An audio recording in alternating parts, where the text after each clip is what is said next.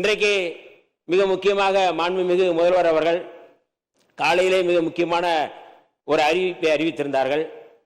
வழிபாட்டு இடங்கள், பள்ளி வளாகங்கள், மக்கள் கூடுமிடம், இந்த இடங்களில் மொத்தம் 717 மதுக்கடைகள் மூடப்பட வேண்டும் என்று அவர் அறிவித்திருப்பதை விடுதலை சிறுத்தைகளின் சார்பில் நாங்கள் வரவேற்கின்றோம்.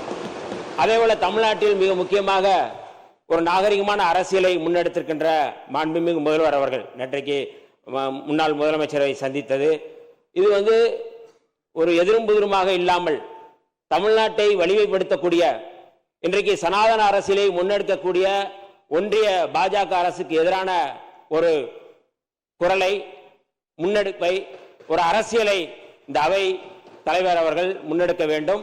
இங்கே இருக்கின்ற அத்தனை உறுப்பினர்களும் நாங்கள் அத்தனை பேரும் ஒருங்கிணைந்து இங்கே ஒத்துழைப்பு கொடுப்போம் என்று சொல்லி இந்த அவை சிறப்பாக நடக்க வேண்டும்.